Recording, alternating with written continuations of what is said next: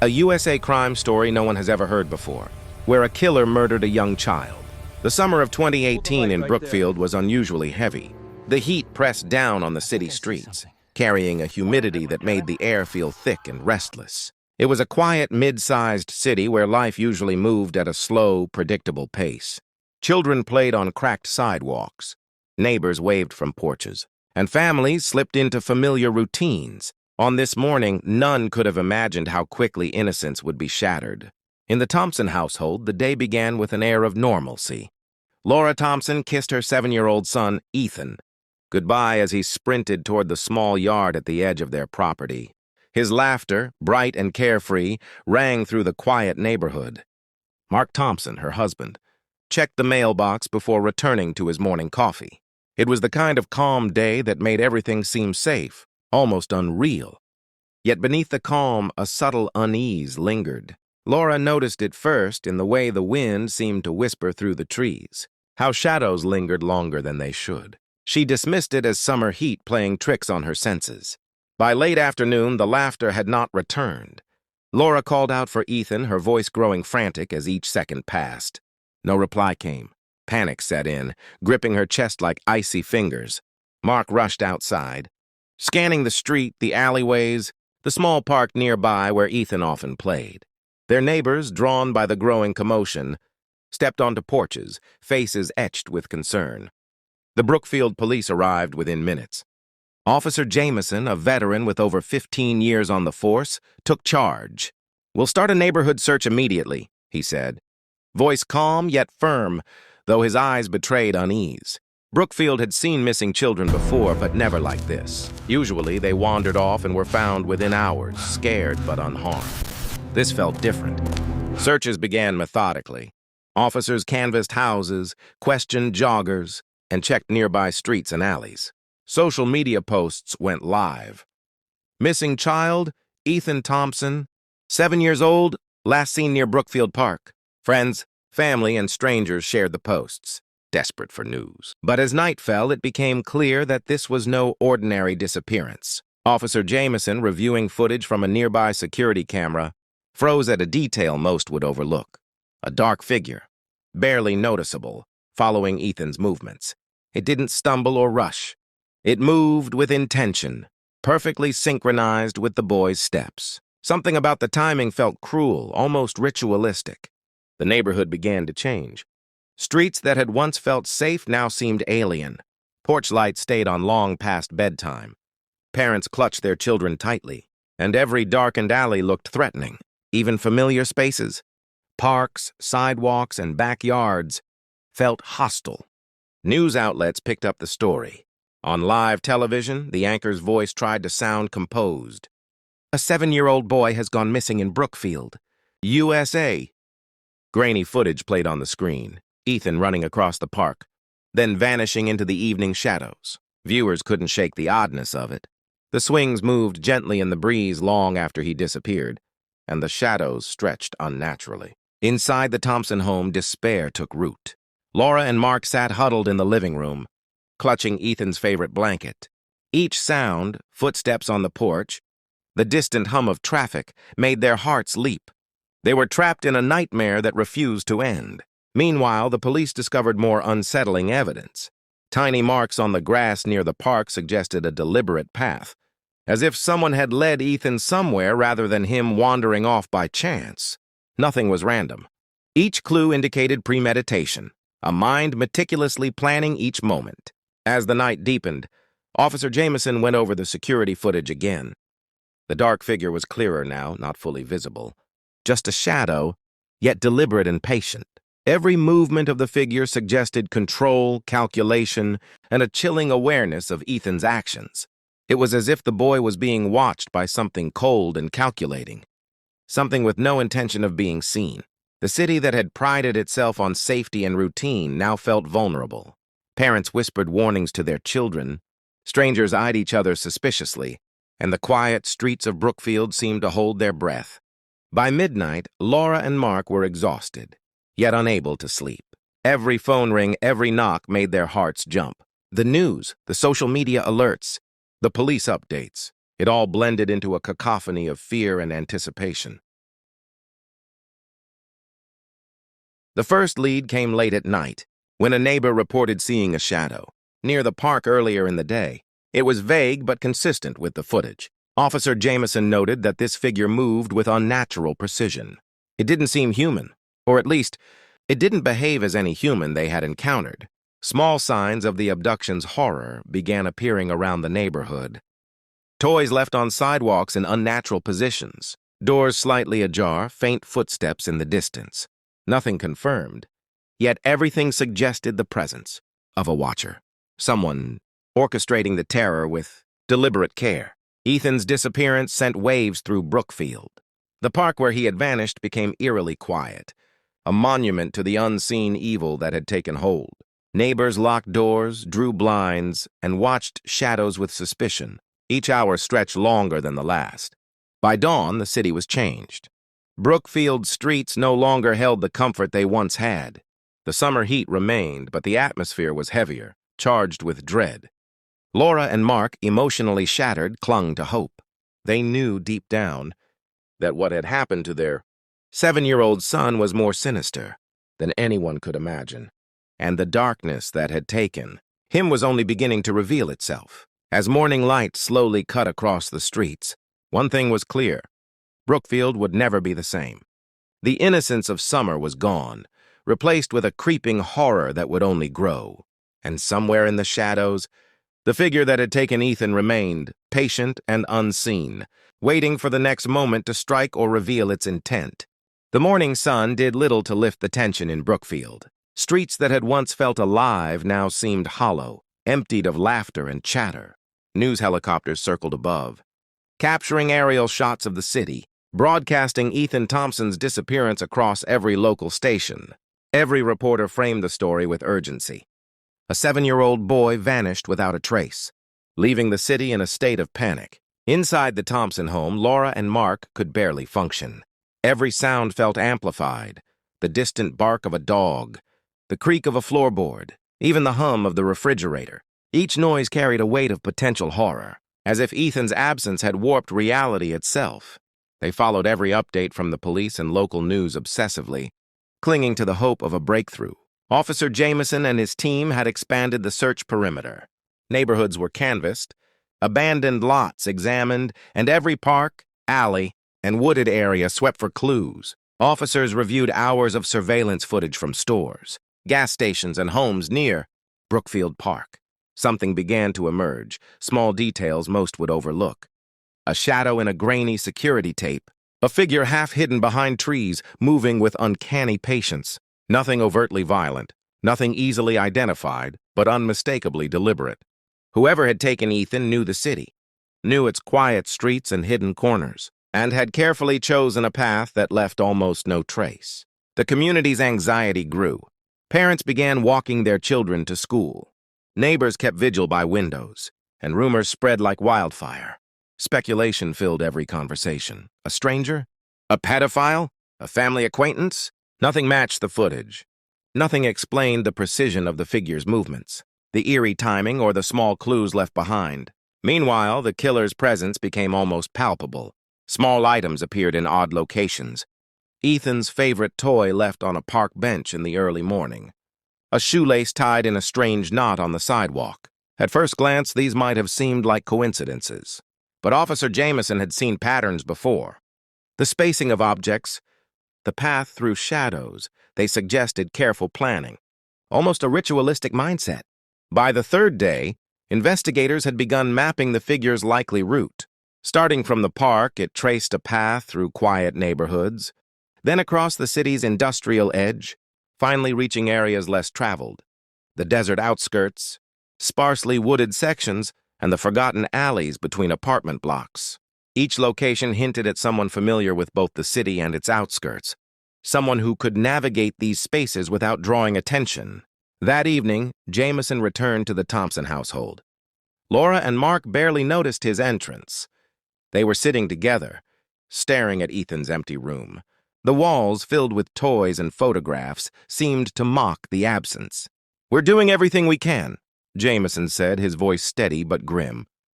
"There's a trail. It's faint, but it's there. Someone is tracking this carefully. Whoever took Ethan planned it." At that moment, Mark felt a chill. The words confirmed what he feared. This wasn't random. This was deliberate. This wasn't just a missing child. It was a carefully orchestrated crime. As night fell again, the team focused on the areas surrounding the city's outskirts. Security footage captured fleeting images of movement. A dark figure slipping across desert sands. The edges of a forest where the city met wilderness. Shadowy outlines moving with a predator's patience. Each frame raised more questions than answers. No face, no identity, just movement, intent, and a chilling calmness. Laura and Mark tried to hold on to hope. But the signs of the killer's meticulous planning became harder to ignore. The neighborhood felt alive with unseen eyes. Every window reflected shadows that weren't theirs. Every door creaked unnaturally. Even their son's room seemed to breathe in the darkness, waiting for something. The investigation also revealed the killer's sophistication. They were organized, careful, and patient. Whoever had Ethan knew when to stay hidden, when to move, and how to manipulate their environment. The subtle clues, items placed in odd positions, traces along forgotten paths, were signs of a mind that wanted to be noticed, but on their own terms. By the fifth day, the city had changed completely. Streets once lively with children's laughter now carried a hollow, oppressive silence. Shops posted signs of caution. Schools reminded parents to watch their children closely. Brookfield was no longer a city of routine. It was a city of fear. Then came the first major lead. A local resident reported seeing movement near the desert outskirts at night, a shadowy figure carrying something small. Officers raced to the location, sweeping the sand dunes, flashlights cutting through the darkness. They found footprints carefully mapped and surprisingly organized, leading toward the edge of a dense forest. Beyond the footprints, there was no trace. No one had been there in hours, yet the presence felt deliberate, calculated. Jameson reviewed the evidence late that night. The desert, the forest, the city outskirts. Someone had mapped this entire sequence. The trail was almost like a dark game, a carefully choreographed path designed to instill fear as much as accomplish a crime. Laura and Mark, meanwhile, could only wait. The hours crawled by as they imagined the worst. Ethan, their 7-year-old boy, vanished into shadows they couldn't yet see. Each sound, each flicker of movement in their home made their stomachs tighten. And somewhere, just beyond the limits of their vision, the figure moved with cold precision, orchestrating terror in silence. By the end of Part 2, it became clear this was no ordinary abduction. It was a methodical, chilling hunt with Brookfield itself as the stage. The city's streets, the desert, the forest, and the outskirts were all pieces of a plan that only the kidnapper fully understood. And the world, except for Officer Jameson and the Thompson family, remained unaware of the darkness lurking in plain sight. The hunt was just beginning, and for Ethan, the hours were slipping away into a growing nightmare. By the 6th day after Ethan's disappearance, Brookfield was no longer recognizable. The streets were hushed, punctuated by the occasional siren or the low hum of police radios. Every parent looked over their shoulder. Every shadow cast by streetlights seemed too long, too deliberate. The city had become a stage, the scene of a crime that was far more calculated than anyone had dared imagine. Inside the Thompson household, despair had deepened into a paralyzing anxiety. Laura and Mark spent hours in Ethan's room, touching his toys, reading his favorite books, searching for clues where none existed. Every creak, every breeze felt like the echo of an unseen presence. The thought that someone, somewhere, was orchestrating their child's fate in silence was almost too much to bear. Officer Jameson had intensified the investigation. Footage from security cameras, GPS records, and anonymous tips were being reviewed round the clock. But it wasn't just about finding Ethan anymore. It was about understanding the pattern of the kidnapper. The desert and forest outskirts of Brookfield had offered the first real clues. In the soft sand dunes, investigators found footprints carefully spaced, leading into the dense tree line. It was not the haphazard stride of a person fleeing. It was methodical. The spacing suggested calculated pacing, timing, and intent. The figure moved like a predator familiar with the land. Further evidence revealed subtle signatures. Small objects moved, marks on branches, and even faint disturbances in the undergrowth that seemed almost ceremonial. Officer Jameson realized they were not merely chasing a criminal, they were unraveling a pattern. Every step, every placement of an object was a message, deliberate and chilling. Then came a chilling discovery. A local hiker reported seeing a shadowy figure near the forest edge at dusk, carrying what looked like a small bundle. By the time officers arrived, the forest was silent, empty except for scattered leaves and broken twigs that suggested movement. But the figure was gone. No identification, no trace, only a sense of deliberate, haunting presence. Back at the city, strange occurrences began surfacing. Other parents reported minor incidents, toys mysteriously displaced, footsteps in empty rooms, shadows that seemed to linger longer than possible. Initially dismissed as coincidence, Officer Jameson recognized the same signature from the desert and forest, the subtle manipulation of an environment to evoke fear and control. Laura and Mark, meanwhile, began piecing together Ethan's routine. He had his favorite playground spots, friends he played with, and paths he often wandered. But the pattern of the abduction did not match any of these. The kidnapper had anticipated, observed, and exploited every predictable movement. This was not random. It was calculated, patient, and disturbingly methodical. The investigation team also began, exploring the darker corners of the city's history. Brookfield, though quaint and seemingly peaceful, had pockets of neglect, abandoned lots, derelict houses, and forgotten trails leading into dense woods. Officer Jameson began to suspect the kidnapper might operate from these hidden areas, blending familiarity with manipulation. One particularly haunting discovery came from a local historical archive. A series of unsolved child disappearances from 2 decades earlier showed a similar pattern. Methodical abductions, no witnesses, and subtle environmental manipulation. The details were disturbingly consistent with Ethan's disappearance. It suggested the kidnapper was either part of a long legacy or had studied these cases carefully, learning how to leave minimal evidence while maximizing fear. By the 9th day, the investigation had narrowed focus to certain areas, the desert outskirts, the dense forests, and a cluster of abandoned houses near the edge of the city. Each location seemed to exist in a deliberate progression, from open space to enclosed environment, like a dark choreography designed for psychological control. Meanwhile, Brookfield's residents were living in a heightened state of fear. The news was filled with speculation and half-truths. Parents kept their children inside. Every rustle in the wind, every flicker of shadow seemed amplified. The city itself had become a silent accomplice, its streets and buildings echoing the tension and uncertainty of a predator operating unseen. Inside the Thompson home, Laura and Mark struggled to maintain composure. Every time they closed their eyes, they saw Ethan running through the yard, calling for his mother. Every time the phone rang, their hearts leapt, imagining another lead or a sinister message. The uncertainty was unbearable, the not knowing whether their son was alive or trapped in a nightmare beyond imagination. Officer Jameson continued analyzing subtle clues. The way footprints disappeared into dense undergrowth, the placement of objects, even the timing of the figure's movement, it all suggested a meticulous mind capable of psychological manipulation. It wasn't enough to abduct. The kidnapper wanted control, fear, and secrecy. Then came the unnerving revelation. A faint symbol scratched into a tree near the forest edge. It was small, nearly imperceptible, a simple mark, yet eerily deliberate.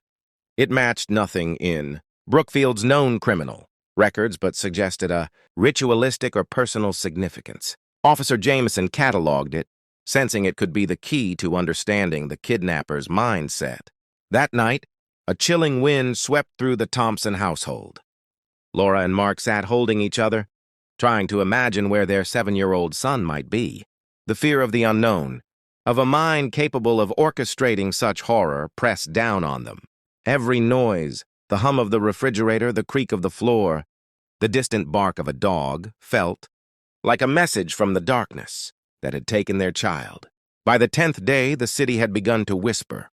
Speculation ran rampant. Some believed in a lone predator. Others whispered about a more sinister network. Officer Jameson remained cautious, refusing to speculate beyond evidence. But inside, he felt the creeping dread that whoever had taken Ethan was methodical, patient, and almost always one step ahead. And in the shadows of Brookfield, across desert sands, through the dense forests, and in abandoned corners, The kidnapper watched patiently, unseen, orchestrating the hunt like a master conductor. The darkness was no longer just around the Thompson family. It was a part of the city now, seeping into streets, homes, and hearts, waiting for the next clue to surface. The hunt had begun, and the secrets it would uncover were darker than anyone could imagine. The tension in Brookfield had become unbearable. The city's streets were hushed, haunted by the knowledge that a predator moved among them. Even in daylight, shadows seemed to linger longer than they should, and the occasional flicker of movement in alleyways or the edges of parks kept parents on edge. Every phone call, every knock at the door, drew anxious glances from families who no longer trusted the calm routines of their neighborhoods. For Laura and Mark Thompson, the days had become an endless cycle of fear and hope. They clung to each other, to every bit of news, to every lead from Officer Jameson, but the weight of uncertainty pressed down relentlessly. Ethan, their 7-year-old son, was missing, and each passing hour made the nightmare more tangible. Officer Jameson had gathered all the clues: the shadowy figure caught on footage, the footprints across the desert and forest, the subtle manipulations in the environment, and the faint symbol etched into a tree near the forest edge. It had become clear that the kidnapper was meticulous, deliberate, and methodical, someone who had studied the city and its outskirts extensively. By the 12th day, the investigation had narrowed focus. Satellite images, drone surveillance, and coordinated patrols mapped a dark trail from Brookfield Park, across the desert outskirts, through dense forest, and toward a cluster of abandoned houses at the city's edge. Each location was not just a route. It was a carefully chosen stage, designed to control the hunter and the hunted. The team moved cautiously. Officers advanced into the desert under cover of darkness, flashlights cutting through the shadows, boots sinking into sand. The footprints were there, faint but unmistakable, leading toward the tree line. Every step heightened the tension. The desert, usually vast and open, felt claustrophobic under the predator's design. As they entered the forest, the atmosphere changed. The air grew cooler, damp and thick with fog. Trees loomed like silent sentinels. Officer Jameson's team split into pairs, moving carefully along the narrow paths. Every snap of a twig, every rustle of leaves made hearts jump. The killer had orchestrated a trail, but now the hunters were closing in. In the heart of the forest, one of the patrols discovered a subtle clearing. There, scattered across the ground, were remnants of movement, disturbed leaves. A small toy, a child's mitten. These were deliberate markers, almost like breadcrumbs left to lead or mislead those who followed. The feeling of being observed was overwhelming. The wind carried faint, unplaceable sounds. Was it the trees, the wind, or was someone or something watching them? At the edge of the clearing, an abandoned house came into view. The structure was old, its windows dark, its door slightly ajar. The officers approached cautiously. The faintest hint of movement inside suggested life or a carefully placed illusion. Officer Jameson signaled for silence. Each footstep seemed amplified, each breath measured against the darkness around them. Inside the house, the air was thick with dust and stillness. Shadows pooled in corners. The officers' flashlights illuminated peeling wallpaper, broken furniture, and the eerie emptiness of the space. At first glance, it seemed abandoned. But as they moved closer to the bedroom at the rear of the house, the tension spiked. There on the bed lay a doll, Ethan's favorite. The officers froze. The placement was deliberate. It was a message. The doll's small face caught the beam of a flashlight, creating long, sinister shadows across the room. The camera of the news helicopter, following from a distance, would have captured only the faint outline of the house and the unsettling stillness within. Officer Jameson's heart pounded. Every instinct screamed that Ethan was nearby. Every subtle sign, footprints leading inside, slight disturbances in dust, the meticulously placed toy hinted at a calculated presence. The room felt alive, as if the house itself were holding its breath, waiting. The officers spread out, checking every corner, every closet, every space where a child might hide. The tension was unbearable. One officer whispered, "He's here!" "He has to be." But no one could be certain. The house offered only silence in response. Suddenly, a faint noise echoed from the attic, a soft creak of wood, almost imperceptible. The team paused, exchanging nervous glances. Officer Jameson gestured, signaling to move slowly. The staircase to the attic was narrow, dark, and ominous. With every step, the creak of the floorboards sounded louder, magnified by the suspense that hung thick in the air. At the top of the stairs, the hallway stretched into darkness. The beam of the flashlight caught small scuffs on the floor, almost imperceptible marks that suggested recent movement. The officers advanced cautiously, the tension in the room palpable. And then there it was, another toy, placed deliberately at the end of the hall. Officer Jameson's eyes widened. The trail was clear. The kidnapper wanted them to follow, wanted them to see the sequence of fear, control, and manipulation. The house was no longer just a location. It was a psychological trap, a stage for terror. Laura and Mark waited outside, unaware of the precise choreography inside. Each second stretched longer than the last. The fear of what they might find or fail to find clawed at them. The outside world seemed to hold its breath, mirroring the stillness of the haunted house. As the officers moved toward the bedroom, the doll on the bed became the final point of focus. Shadows flickered across the walls, and every step felt like stepping into the mind of someone calculated, someone patient, someone horrifying. The confrontation was near, but the ultimate revelation, what the kidnapper intended, and whether Ethan could be found alive, was still uncertain. The abandoned house stood silent under the pale light of the rising moon, its windows dark and unyielding. Officer Jameson and his team had spent hours navigating the desert outskirts, the forest, and now the house itself. Every step had been measured, every shadow examined. Every placement of objects, from toys to subtle scuffs on the floor, had led them to this single, inevitable confrontation. Laura and Mark Thompson waited outside, holding each other, their eyes fixed on the house. Their hearts ached with fear and hope, a duality that made every second unbearable. Ethan, their 7-year-old boy, had been missing for nearly 2 weeks, and the thought of what might await inside was almost too much to bear. Inside, the house seemed frozen in a sinister stillness. Officer Jameson moved slowly down the hallway toward the bedroom, flashlight cutting through the darkness. The eerie placement of Ethan's toys created a path leading directly to the bed. On the mattress lay the doll, an unsettling replica of innocence, its eyes catching the flashlight's beam, casting distorted reflections on the peeling walls. And then, from the corner of the room, a faint sound, a soft whimper, almost imperceptible, shattered the silence. Jameson's pulse quickened. It was Ethan. He was alive. Relief mingled with renewed urgency. Every step forward became heavier with expectation. The officers cleared the room, scanning each shadowed corner. Ethan emerged from beneath a pile of blankets, his small frame trembling, eyes wide with fear. Laura ran to him, wrapping him in her arms. Mark held them both, tears streaming freely, the weight of 2 weeks' terror finally breaking. But the moment of relief was incomplete. There was still the question of the kidnapper. Where were they? What had motivated this carefully orchestrated abduction? Jameson's eyes moved to a nearby closet. Its door was slightly ajar, revealing a darkened interior. Slowly, he reached for it, signaling his team to stay alert. Inside the closet lay evidence that made the hair on their necks stand on end. Masks, ropes, and meticulously organized notes.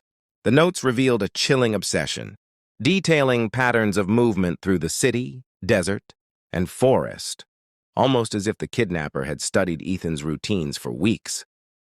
There were references to previous cases dating back years, demonstrating a calculated understanding of both human psychology and city geography. The killer's intent became clear. This had never been a random act. It was methodical, patient, and horrifyingly deliberate. The goal was control, fear, and the creation of a chilling narrative, one that would haunt the city and its residents. Nearby, the officers discovered footprints leading further into the forest behind the house. Though the kidnapper had left Ethan, they had vanished into the shadows, leaving only traces and the lingering sense of menace. It was as though the predator wanted the fear to persist, to echo beyond the immediate crime. The Thompson family finally left the house together, escorted by police. Ethan clung to Laura, whispering about the frightening shadows and the strange noises he had heard. Mark kept a steady arm around both of them, silently promising that they would never allow him to be alone again. Officer Jameson knew this was not the end. The killer remained at large, their methods precise and terrifying. But for now, Ethan was safe and Brookfield could breathe again, tentatively. The evidence gathered would help police identify the perpetrator. But the psychological scars on the city and on Ethan's young mind would remain far longer than the case itself. Later in the Thompson home, Ethan lay in his bed, finally asleep. Laura watched him, brushing his hair gently from his face. The warmth of the room, the faint hum of the night outside, offered temporary solace. But in the shadows beyond the windows, there was an awareness, a lingering presence. The predator was still out there, hidden, patient, waiting for the next opportunity.